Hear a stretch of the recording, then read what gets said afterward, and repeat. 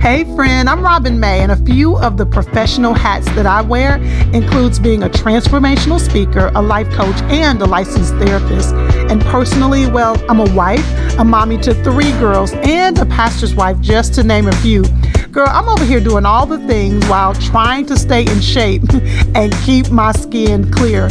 But the truth is, I don't want to be known for being busy. I think that's a scheme that somebody set up. No, I want to be known for living a life that is in perfect alignment with what God intended. And I want to help you do the same. So it's with that in mind, I'd like to welcome you right here to Intentional Conversations with Robin May and friends. Over here, we're creating a safe space to have real conversations with real women on real topics. This is a judgment-free zone where we can be vulnerable and honest and curious about our lives so that we can elevate not just what we do, but who we are. So if any of that resonates with you, again, welcome to our safe space. This is Intentional Conversations with Robin May and friends. Hey sis, one more thing before we get started. Listen, a few years ago, I started asking women to define what happiness means to them. And when I tell you, I was shocked how hard it was for women to put into words their happiness. And the truth is, I could relate to it, girl. Life can sometimes get so crazy that it's hard to be clear on what happiness looks like and feels like to you. And so with that in mind, I created the absolutely free 5-day Define Your Happy Challenge. I am on a mission to help 1,000 women define their happy. So if you're ready to get clear about what makes you happy, head on over to defineyourhappy.com. Okay, that's it for real now, y'all. Let's get started with this week's episode. Welcome to Intentional Conversations with Robin May and friends. If this is your first time here, I do not take it for granted. Thank you so much for being with me. If you are a returning listener, girl, I'm so happy to have you. Listen, if you are watching this on YouTube, hey, can you please do me a favor and subscribe to the YouTube channel? When you do that, it allows YouTube to know that folks are concerned about what we're over here talking about. So please subscribe to the channel and leave us a comment. If you're listening to this on your favorite podcast app, please leave a review, give your girl 5 stars, and share this podcast with your people. Listen, I have been on pins and needles, so excited about this conversation. You know, this is Intentional Conversations with Robin May and friends, Nikki. I feel like I got to do that every time with Robin May and friends right here. And the last few episodes have been solo episodes, but honey, I got my little sister here. I am super. Did you hear how I sung? I hit the note. I heard it. I didn't need you to repeat it. I hit the note. My girl is here, and I am so excited to introduce you all to her. You're about to be blown away by what she has to share. I'm going to share a little bit about you, Nikki, and our relationship, and then I'll give you a chance to speak. So I met Nikki when she was 7. Did I say 17 or 16? You try to make it 17 to make it feel better for you, but I was 16. Right. So I met Nikki when she was 16 years old, and we teased because when she ended up going to Clark Atlanta University, my husband and I, my then boyfriend, would yell out on the yard when anybody was trying to talk to her, she's only 17. And so we always tease about that. But I have known Nikki since she was 16 years old. At that time, I was, about 20 something, like 25? Yes. I was 25. And so she has been such a little sister to me. And then what's beautiful about it, it started out as just my little sister, somebody that I was helping and encouraging. And now she has become one of my dearest friends. And my daughters look to her as Auntie Nikki. I don't know why they don't say Auntie Nikki. Because that's not a word. So this is Auntie Nikki. And I am just so grateful for how God has uniquely crafted our relationship. Honey, I'm her first lady, and I be telling her, I need you to serve me and respect me as your first lady. But Nikki, I have told everybody a little bit about you, but Nikki has written a book. I mean, oh my God. I did a thing. She did a whole thing called Unplanned Perfection. What's the tagline? Finding hope beyond the disappointment of life, loss, and love. I love it. I love it. And so we are about to dive into this book. But first, I want you to introduce yourself, Nikki, to my community. These folks are great folks, so you're going to love them. But I want you to introduce yourself and talk a little bit about, give us your career, your how many children you have, where you're from. Give us all the good. Hey, friends. Yes. I am so happy to be here. My name is Nikki, and I'm the founder of Unplanned Perfection. I just wrote a little book and did a little thing, but I'm also a mom to two little people, Carter and Cadence. Professionally, though, I am a behavioral data analyst, and I work with children who have severe autism. On the side, the real side, I love fashion. I'm a stylist consultant and a children's stylist, and I love that with my whole heart. I'm from Chicago. I've been a Georgia Peach for a long time, though. So I represent the A, but home is Chicago, and it's so near and dear to my heart. So. And how old were you when you moved to Atlanta? I was a freshman in high school. So when I met you, literally, so we met my sophomore year, but so the year after I came here. But I was a freshman in high school, so I did all of my, just those major years in Atlanta. Were you mad with your mama when you moved? I was lit. Because you're moving your high school year. I was livid. I know. And my brothers, the high school they had in our neighborhood, they had already went through and they were popular. So you would have little sisters come in and everybody's just like, that's Trey's little sister, that's Lauren's little sister. I was ready. You were ready. And so I went from that to the new girl. Yes. And so that was so difficult for me. I know it was. So Mark was what? He was a year younger than me. He's younger. Yes. And why act like I didn't know that? But so it was just Mark and I for so long because we came here first. And then my mom came. So we were with It's so nice to meet you. What? You and Mark came down here first and everybody else stayed in Chicago? My mom brought us here. Because see, my older brothers they had graduated. And so they stayed and did like their first couple of years of college in Chicago. They didn't want to come initially. And so it was Mark and I, and my mom was kind of getting stuff ready, selling our house. And she wanted to start school on time. And so she brought us here first. And we stayed with my grandma. And we were like, wow. It was such a huge and y'all weren't even at the same school then because we weren't. He was still in 8th grade. It was such a huge adjustment for us. Wow. I mean, talk about unplanned perfection. Okay, let's talk about that a little bit. So I am blown away that you've written a book and not only wrote a book, you wrote a book about your life. So tell us a little bit about what led you to decide, you know what, I need to write this book. So first, I always get stuck at that question because I never really feel like I made the choice. I've always just felt like it was something I was supposed to do. It's so hard to describe, but I've always felt like this is something you're going to do. This is something. Wait, always? Like how long? Like since you were a kid? No, not a kid, but I would say when I started kind of figuring out my life, I always felt like, I feel like that's something on my path. And I didn't pay it too much mind because my life wasn't aligning with that. And so I'm like, girl, what you gonna talk about?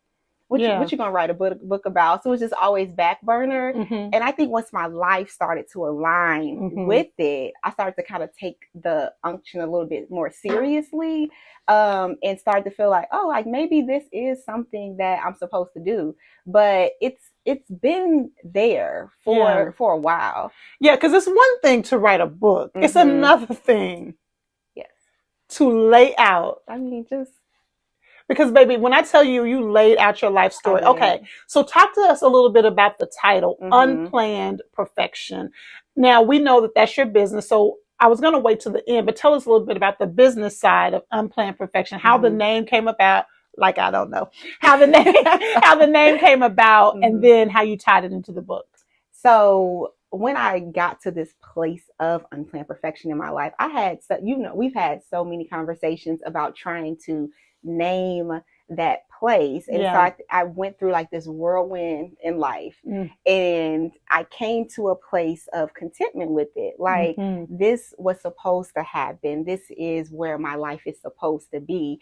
And I realized that like people kind of get to that place and they put their trophies like on the shelf. And they're like, all right, made it through that, put it on the shelf, and just never talk about it, never Yeah. share it. So then the next person who is going through the tornado doesn't really have a reference. And I realized I wanted to share my Yes. journey. I wanted to be vulnerable and talk about it. I wanted to give hope because I felt hopeless for such a long time through that process. And it was just so lonely for me, you know? So I was trying to figure out how can I have a name that's impactful and that is like significant for the, like when someone reads it, they get like, this is understand. What, yes. And it took so long. But I think the other piece of it, Nikki, is, and this is the beauty of us being able to have this conversation because we've been in the trenches together. One of the things is you were always trying to plan your life. You were trying to, I'm going to do this and then I'm going to do this. And so it was frustrating for you. When it wasn't going the way you planned. So it was like God upended it. So it's like, it's unplanned, but it's perfectly what it was not 92% of that plan out the window. And it was cute, y'all. It was cute. it was the white picket fence. It was everything. It was the hubby. It was the life. It was going to be amazing. In my head, right? And just one by one, it was like, nope, snatch that. And so it was not my plan at all. And to just finally get to a place where it's like, but it's well, you know. Ooh. And like it's despite all of that, to get to the place that it was well. Like it's well. And what still is not, like it's still well. And it's going to continue to be. It's so like, it was like unplanned. I feel like we were doing like not perfect. I can't remember the other names. We were throwing so much out there. So many, but when I heard it, it was like, oh, that's it. Like that's it. And it just. And so it is such a testament of how God orders our steps. And if we can just get in alignment with him. So we want to dive into the book. I'm going to read a few snippets and unpack a couple of things, but you start out the book and you give us a glimpse of your mom and dad and their story. And one of the things that's so powerful about the book, and I believe that there's going to be a second edition. Watch this. Hey, girl. Watch this. Let me tell the people what's going to happen. I believe it's going to be a second edition of the same book or a workbook either alongside of it, because the thing about the book that is so phenomenal is that if people read it, hearing the story, but looking at it through the lens of their own life, there'll be so many ahas. And so you start the book out talking about your mom and dad. And the reason why that's significant is we know that how we show up and what we do and how we process is a direct reflection of what happened with mom and them, right? So you started out there. So I want to read this excerpt. And I want to talk about this part of the book. You say this: it was just me, my mom, and my brothers. Let's stop for a minute because we've mentioned that. How many brothers do you have? I have 4. So my mom had 4 boys. One of my brothers passed away. So it's 4 of us now. So 3 brothers and me. But I have 4 brothers and it was me. Okay. And you were Mark is the youngest. So it's Mark, you, and then the older brothers. Okay. So I wanted to give that context. So you say, it was just me, my mom, and my brothers. We had already experienced so much together that we were bonded like glue. We knew of her struggles to provide for us, but yet somehow we never needed for anything. This was my part right here. It was chaotic, yet it was calm. So would be the pattern of so much of my life. Tell me about that. It's, just even that, one of those aha moments, like when I was reflecting on childhood, it was always chaos. And I was always just, I was never like really a reflection outwardly of what was going on. But, my mom was a single mom and there were times like our lights were out. We never, I'd look back, like we never really had like a home phone. We never had cable. And cell phones weren't like, it wasn't a thing. Like we would just talk to our friends at school the next day. And so when my brothers got older, they got cell phones. They got jobs, they got cell phones. And me and Mark was like on their cell phone. Yes. Living. Because then you're running up minutes. Because back then it wasn't free. It was not free. But so it was always like, what's going to happen? How was she, it always worked out, but it was always that tension of how is it going to work out? How are we going to get this? Is this going to be on or off? But my mom also just crafted this home life and this relationship with my siblings and I, that it always felt safe. So it was always like, I know we have each other. So chaos all the way out Chaos here. all around, but still like the calm of like home love, like we have each other. I never questioned that bubble, So that's that, and that was literally my childhood. Just it was always something going on, and I was always kind of escaping to that bubble in a sense. Yeah. And you talk about that has played out throughout your life. And talk to me a little bit about that. When chaos is going on around you, what do you normally do? And right on into the shell like a tortoise, okay? And it literally is my safe place. And I don't know that I, before writing the book, really realized that that's been my coping mechanism all of my life. But it is, once it starts to build, I feel myself. Like if this is my normal level, this is Nikki on a day-to-day basis. Once this starts building, I feel myself going, yeah, you shut down. Like bringing it all the way down to robotic and to trying to level out the chaos. And I don't think about it. I literally watch you do it. And what's so interesting is we have really intense and in-depth conversations. We've shared a lot about each other's lives, but there was some aha things in this book that I was not aware of. And it was like, oh, I understand now. I now know. But I'm getting ahead of myself on this, but what's interesting is not only when you are starting to feel that, how you begin to shut down, but I've noticed if people around you present with too much chaos or too much extra or too much rah-rah, you retreat from that. Yes, it feels, and I would say I feel more anxious with with me, I'm like, oh, I can level that right on out. But when I can't control, like when someone else is in chaos or in crisis and I can't level them, I'm like, okay, I can't. And it's not even like that I'm not concerned about what's going on with people around me. It just feels I get immediately anxious. Just all the things that I'm not comfortable with. Yeah, and you don't do. I'm not. You're not a natural, person. right? No. You're not a naturally anxious person. I'm not now your girl is. I mean, if you want to put it, your girl is. It's a yes.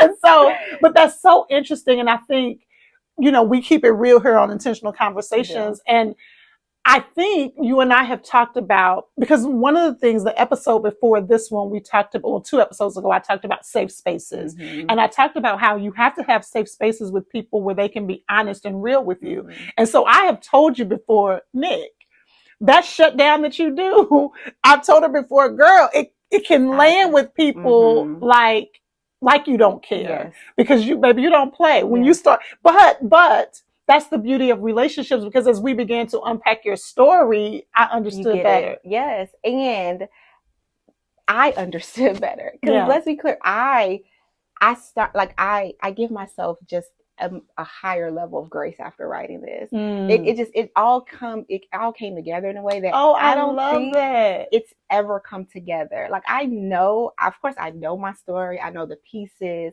but it was like, wowzers, and it's just like, Nikki, you're good. You're doing amazing, and God is good. And again, all of this, like it's so well, because it's been well after chapter 1.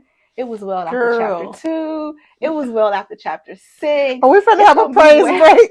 It's gonna be well in 2024, and just assurance that I feel like I need, and I didn't even know that I needed. But I'm not gonna sit here and cry on this podcast. Because you're not. Nikki, I'm about to cry. I'm about to cry. Let me get myself. I'm so serious, because that just touched my heart. You said it was well after chapter 1. It was well after chapter 2. It's going to be well.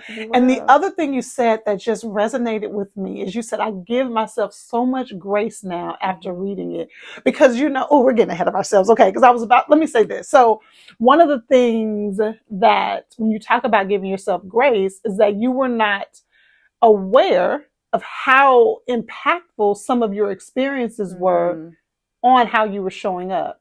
Oh, not at all. And because you talk about how there were things in the book that like we haven't even talked about it, and we have talked about everything. And the thing about it, it's not even like me being like, oh, I'm not sharing that. Right. It was just like, oh, that wasn't significant. You know, like I mean, it's like, to me, it's like you getting into a fight in third grade and me finding out you never told me that story. It's like, girl, why would I ever bring up the story in third grade? You know, and it really is like, pack that up and put it over there. You know, Kim and I, my sister and I call it, and I use this saying with my girlfriends all the time. My sister and I call it putting it on the shelf. Baby, you put some stuff on the shelf. And here's fortress.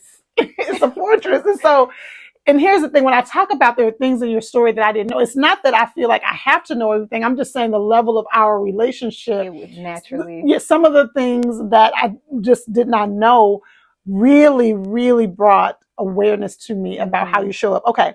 So after you talked about your parents, you went there and you began to share about a very traumatizing life experience. I'm choosing not to say what that traumatizing life experience was because I want people to get the book. Yes.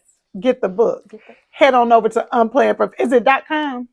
Yes. Unplannedperfection.com. Head on over online. there. Unplanned Perfection online.com to get the book. So I'm not going to say what the traumatic experience was, but from that traumatic experience, you developed two mindsets that you talk about in the book. So I'm going to read, I'll just give a summary of one of them. The first was that you experienced a back and forth relationship with God after that traumatic experience, and then other experiences in your life.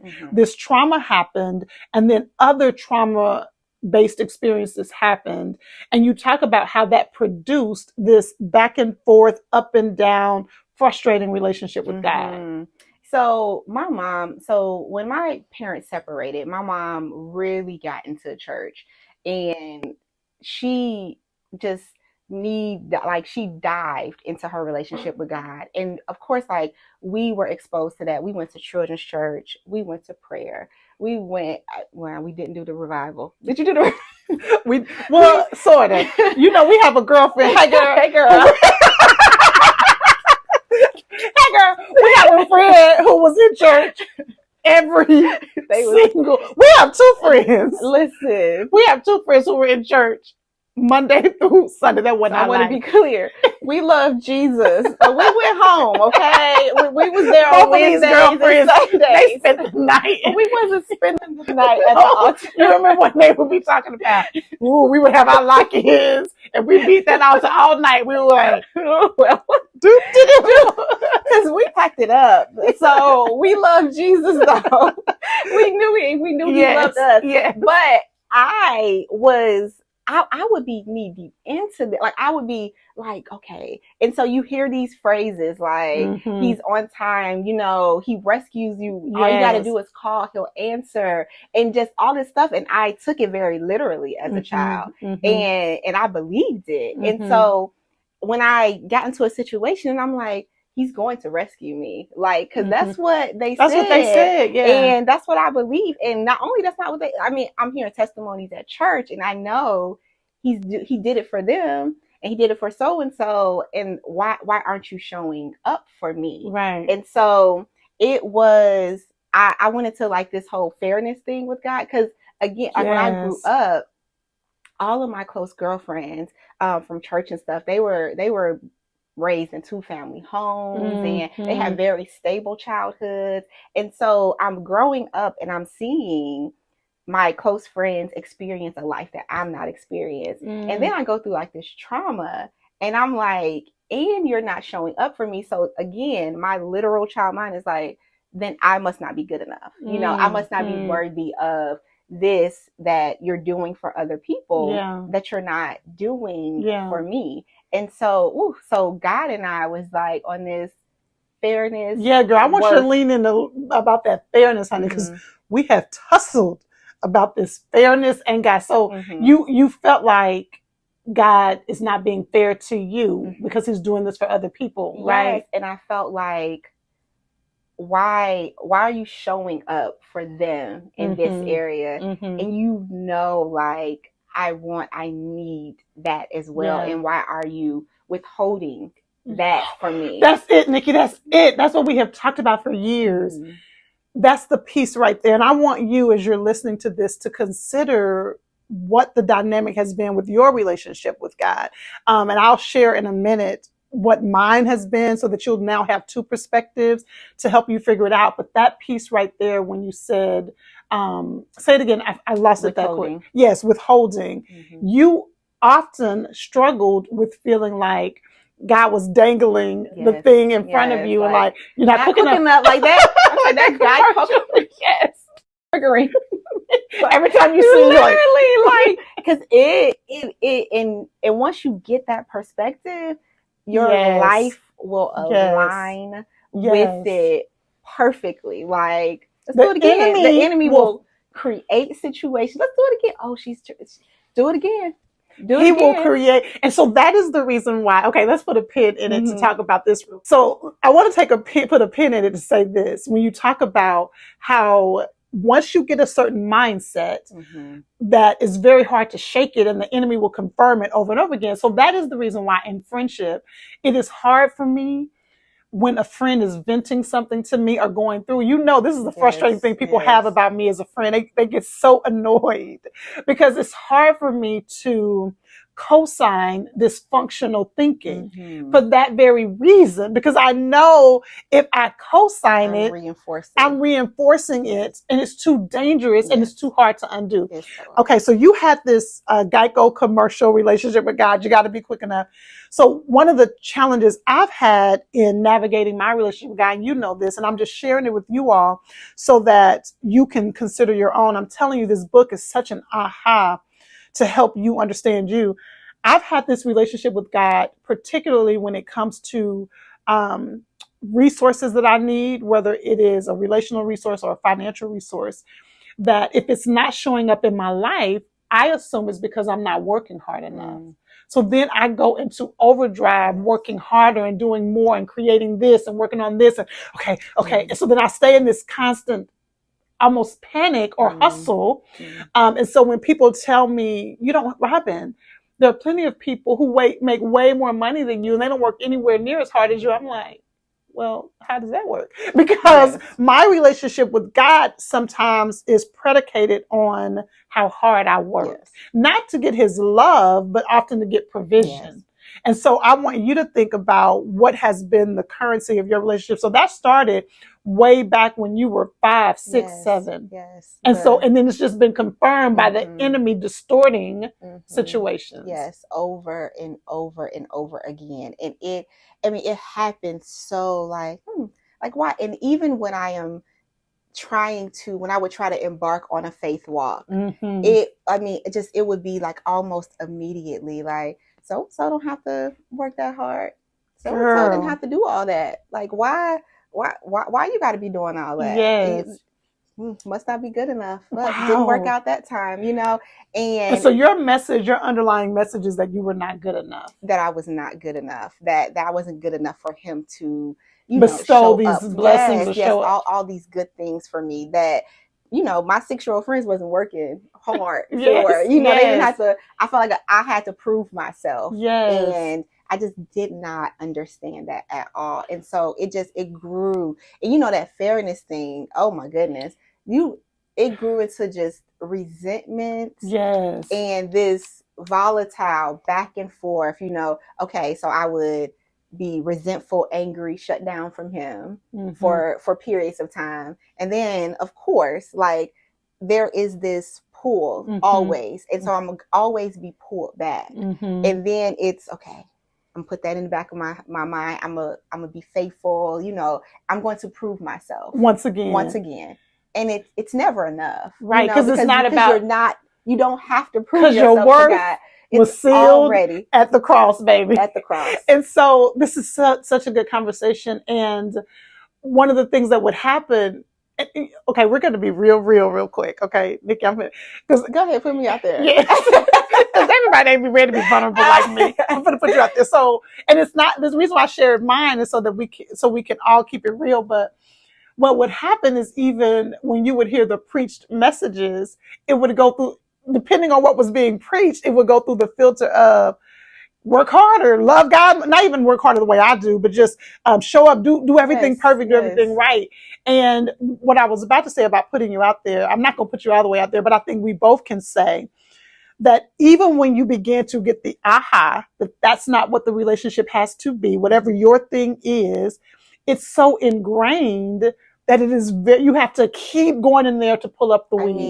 I mean, it is so ingrained. Like it's not this conscious, I am going to consciously combat the word. I am going to consciously. It is so like, just creeping right on up. It feels like truth. It feels very natural. You have all this evidence to support, and so you literally are fighting. I feel like, oh my goodness, just a fight for your life to pull out those distortions, to get rid of the distortion. Literally, I'm gonna tell your pastor on you.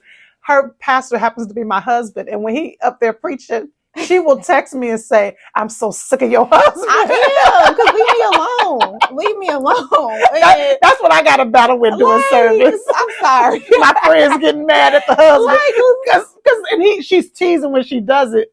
Sort of, because a lot of times our filter hears it that way. Okay, so I said you had this traumatic experience. I'm not telling what the experience was, but one mindset came. It was this challenging relationship with God.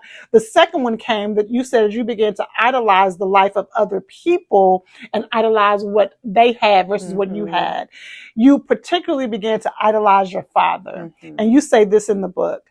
I still imagined, talking about her dad, her mom and dad are now divorced. Her mom is raising her and her brothers.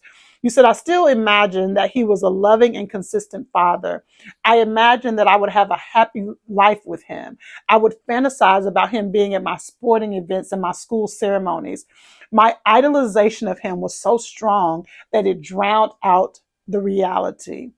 And then you tell the story of how this is the first time you can remember the distortion and how it would haunt you for years when you said not feeling good enough. And you talked about the story of your mom dropping y'all off to the house. Tell that story. Yes. So she wasn't getting every other weekend. Okay. She was getting Monday through Friday and the weekends with 4 kids. And so she would have these moments and where she would be like, I need a moment. I need a break. And she started doing it more intentionally as we got older. Sometimes we would go to Mississippi. We have family there. That's where my dad is from. And we would go for the summer. And other times she would drop us off at my great aunt and my great uncles. And nobody was available during this time. And so she just sat us down. She said, I'm going to take you to your dad's house. And she was like, I need a break. I know he's going to be there. I know y'all going to be fine. And the caveat too is my brothers were older at that time. So she felt like y'all will be just, they're going to look out for the younger ones. Yes, they're going to look out. Even if he ain't there the whole time, y'all going to be okay. Right. But she was just like, this is the thing. I'm going to pull off. She was like, but I'm not going to be gone. Like, don't freak out. I just know that if my car stays in the front, he won't come to the door. And so I was like, girl, what? Not my daddy. Because he loved me. Like, I'm because remember, this idolization is going on. I had boosted him up so much. Mind you, he's not coming to student council meetings. My mom is. He's not coming to my award ceremony. I'm not seeing him. I have nothing to confirm it other than the fantasy feels good, right? And you just, I just wanted to be rescued. And so I'm like, this is what's gonna pull me away from everything. And so my mom, she pulls up, she does it. She drops us off. And I just remember feeling very like, that girl, she's tripping. Yeah. Like, I mean, just like, about to prove her wrong. Like, she is tripping. And we go to the door, we're knocking on the door, and the first couple knocks, it was nothing. My mom is around the corner at this point. And so we like, okay. And then I see like the blinds go up, right? So I see that he peeked out the blinds. And then you hear the footsteps down the hallway. And then all the locks on the door. And oh goodness, those moments that you just will never forget. Yeah. I will never forget him opening the door, just the look on his face. Wow. He was like, what are y'all doing here? Like, what in the world? And y'all got your suitcases? Got my suitcase, everything. And so I'm in the front of this little circle of siblings, and he just kind of moved me to the side to look for my mom. And so he's looking down the driveway, going to the other end, going around the back. And that's when it sunk into me, like, he's doing what my mom said he would do. Wow. He's looking for her to see if she's still there so he can give her an excuse about why he can't keep us. Yeah. And then when he realized that she was gone, she wasn't. But when he realized she was gone, he just kind of let us in. But it wasn't this, hey, excitement. Baby, so glad to see you, And so I just sat on the couch. I remember saying to myself, and mind you, I'm stuffing at this point because I've learned that. So I'm like, don't you cry, just suck it up, and just kind of sitting there in his front room, like, this doesn't feel like my dream, Girl, this doesn't feel like my dream. Mm-mm. And it was another nail in the wall of, I'm not good enough. Mm-hmm. He doesn't want me. He doesn't want me. He doesn't want us here. I'm not good enough for him. And it was just like, yeah, you're not, Wow. You're not. Wow, that story is so, you tell the story so well, even in the book. I feel like I was in that moment. Mm. I'll say this, I won't talk about this a lot, but I'll say this now. Your dad passed away when you were? I was 22. So I will say that her and her father were able to have a real heart-to-heart conversation. If you want to know more about that conversation, you better get the book. All right. So you talk about cognitive distortions in the book, and we don't want to assume that people know what cognitive distortions are. Everybody has cognitive distortions. My best friend, Oprah, my girl, Beyonce, and Michelle Obama. Those are my people. I don't know who your people are. Whoever your people are, they have cognitive distortions. And another way let me explain. Cognitive is the way you think, and distorted means twisted, right? And so another way to think about it is stinking thinking. And we all have one or several cognitive distortions. And so, if you've been rocking with me on the podcast, I often give you resources to help you dive into the conversation further. So make sure you go to robinmayonline.com/podcast, scroll down to the resources and click on episode 10. I'll have a list of cognitive distortions there. And the way I encourage my coaching clients to use a list of cognitive distortions is to do this. Give the list to 2 or 3 people you trust, people who have your best interest in mind, and have them go through the list of cognitive distortions and tell you which one they believe you demonstrate. You're asking 2 or 3 people who experience you in different ways. Then you get that list back after you've also gone through the list, and you compare to see what shows up the most. So one of the cognitive distortions you talk about is personalization. And I'm going to kind of talk about what personalization is. I wrote down a definition. Is one of the cognitive distortions where you believe that things are connected to you even when you have nothing to do with the situation, right?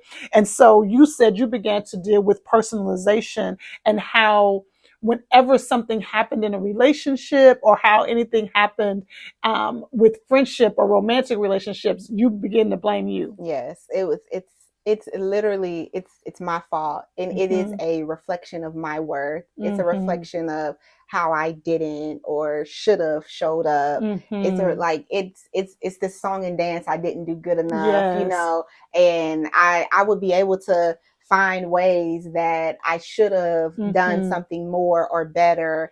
And it is torture. It's torture. Absolutely. I mean, and you can connect it to every single thing. Absolutely. Every single thing. Even when, and distortions are so powerful because even when the evidence is so clear, it's that this has nothing to do with you. Right. Like, this is all this. Right. You will find a way. You can find to one little, make that connection and take on another shame. Because what happens with cognitive distortions is that there is enough or truth in it. You can find enough truth, even if it's a slither of truth, that you hold on to, Mm-hmm. whatever the cognitive distortion is. So one of them is catastrophizing. I am going to make a map. That's why I don't know how you do friendship with me, because I think, let me ask you this. Do you think that you and I say this a lot? And so I want to know if this is true. Do you think my awareness of that helps? Yes. Yes. Okay. Yeah. Why? E-S exclamation. I mean, because the reality is, if you can't do relationships with people because of their distortions, Then you can't do then relationship. You're gonna be by baby, yourself. hang it up. Like go in the house, close the door, Right. pull the blinds, you know. But and just our ability to be able to have those real conversations in the moment. Your ability to say to me, like, you're doing it. You're doing the Nikki. And I need you to un-Nikki yourself Yes. right now before, Yes. and Yes. my ability to be like, okay, I see why you're concerned, but we are not all about to burn. Like, Yes. it's not, so it's okay. And so I think that is Yeah. the way you navigate that. Absolutely. The ability to be able to, put it all on the table for both of us. It's Yes. not just me Yes. or you. So one of my cognitive distortions is catastrophizing. That's making a mountain out of a molehill, just taking something and making it bigger than what it is. And so I have to work very hard to not put 20 on 15. Now, what you're not going to do is tell me it's a 5 when I know it's a 15. Now, that's what's going to make me mad. But we don't have to put, this is what I always say, 15 is bad enough. I don't have to make it 30. Mm-hmm. And so that's mine. I want you to think about yours. Go to robinmayonline.com/podcast. So we've gone a little bit deep. I'm going to lighten it up a little bit, and then we're going to go deep again. And so you talk about in the book how you went through a tomboy stage, and nobody in the world is going to believe that. Do me a favor. This is, we're chill over here. Lean over and get that for me right Don't there. do that, because... So look, we're on this whole little podcast. And it's my baby. We're on a podcast, right? And I told her, I said, now, boo, you'll be able to see from here to here. I don't know what she thought. What did she think we were going to be doing? When she helps me a lot with styling, and so she'll be like, Robin, and then you get you a bomb clutch. Top it off with the bag. Well, we're talking about when I'm at church on a Sunday. So I'm going to go up on the pulpit like this. Just praise the Lord, saints. So my girl bought her clutch. You can go. This is not a clutch, though. Is it a clutch? It's a trunk bag. It's a mini trunk, actually. That's what it is.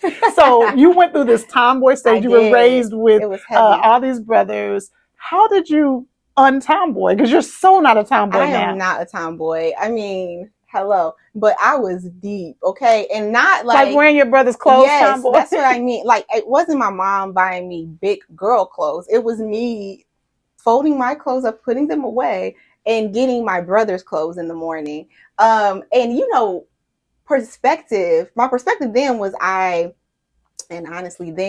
for a long time I was just figuring myself out, mm-hmm. And my mom letting me navigate the stages of figuring out who I was. Mm-hmm. When I finished the book, I was like, I think it was also just a safe place for me, mm-hmm. like me kind of disappearing a little bit, mm-hmm. and not wanting to be like cute and the girl and seen, and kind of hiding away mm-hmm. for a while. And, I'm just so thankful my mom allowed me that space in that moment. Yes. I didn't know why I was doing it. She didn't know I was doing it, but she just let me be. Yeah, that has really influenced me. Miss Alicia, I love your mom. Miss Alicia, you have influenced me, because Nikki has told me this several times. So as I'm raising my daughters, I often think about that, about making sure that I'm not being too overbearing in projecting what I want them to look like. Now, there is some boundaries I have to put in it, especially when it's coming up to the church.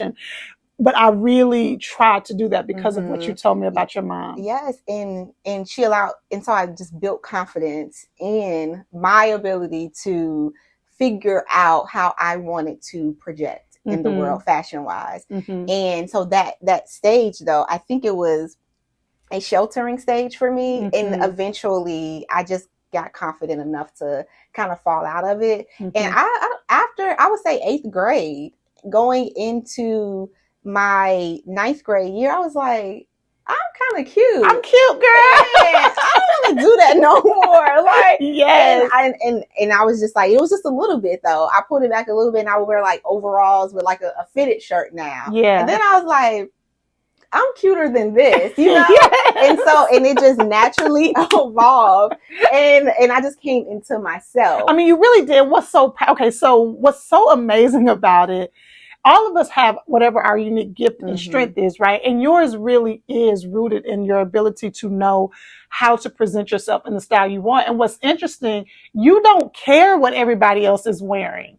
Like, it doesn't. You don't. So for me, I'm like, I'm not walking in there like I'm going to the prom and this is church. She's like, if I want to go to the prom on Sunday morning, I will. If I wake up and it's giving prom, and I am going to give prom, I'm not going to be mad at you for giving sports event. Like, you can give, if you wake up and you decide this is Lakers game day, and I'm not projecting. I'm giving Met Gala, and I'm giving Met Gala, baby. Let me. And there are things that I perseverate on, and that I'm like, I got it. That's not one of them. It is literally unbelievable to watch. And now it has also shown up in your business though, where with her helping style people, I've often had to tell you, Nikki, people are coming to you because Nikki will be like, if you want to wear that, yes. And if you want to do that. And I think it's because that was just my voice, my singular voice for so long. And I've learned to find my voice in other areas as I've grown, but that was just my thing. And so I'm just so passionate about people using their voice to present themselves in a way that they deem, not what I want, not what trends say, but like and that you feel good about. And so that was just so hard for me because I felt like I was projecting my voice on other people, and I'm like, but find yours. Like, let's find yours. And they're like, I'm asking you tomorrow. And I gotta pick out a dress. I don't have time to find my voice. I need your help. I don't want to look a mess. Right? That's it. I love that. Okay, so we're gonna go back deep. I had to lighten us up a little bit, and I want you to make sure you go to Unplanned Perfection on Instagram, because you're gonna see what we're talking about when we talk about your stuff. You just said something that you've never verbalized to me that was so powerful. You just said it was my singular voice. That was really powerful. Okay. Hey girl, I know you are like, Robin, there is no way you are jumping in right here, but that just means that you got to go ahead and join us next week for part 2 of this conversation. But before you do, I have an assignment for you. As I was reading through Nikki's book, one of the things I kept telling her was, girl, your courage, your ability to be this vulnerable is going to free so many women up to be vulnerable as well. So how about you take the link to this episode and send it to one or two of your girlfriends and tell them to listen to the episode, and then you all get together and talk about your aha moments, your takeaways, how Nikki's story reminded you of a part of your story. Listen, the Bible says iron sharpens iron through intense discussion. It is in safe spaces where we have real conversation that real freedom will come. And so I want you to do that assignment, but I have one more assignment. Include us in on it, girl. DM me and Nikki to let us know your takeaway as well. That'll keep you busy until next week, where we share part 2 of this conversation. All right, girl, I'll see you then. I hope you enjoyed this episode of Intentional Conversations with Robin May and friends. Listen, these conversations are to help you live intentionally, fully engaged, to help you elevate not just what you do, but who you are. And listen, I am committed to being in the trenches with you. If you haven't already, make sure you head on over to youcanlivelife.com/academy. Yes, girl, the Academy doors are open. This is where you get to dive into further conversations on our podcast topics. We get to dive into the trenches of the life course, the course that I have created to help you create the life that you long for. And we get to have monthly office hours where you can ask me any questions you have about all of this. Girl, Life Academy is where we can do life together. So head on over to youcanlivelife.com/academy.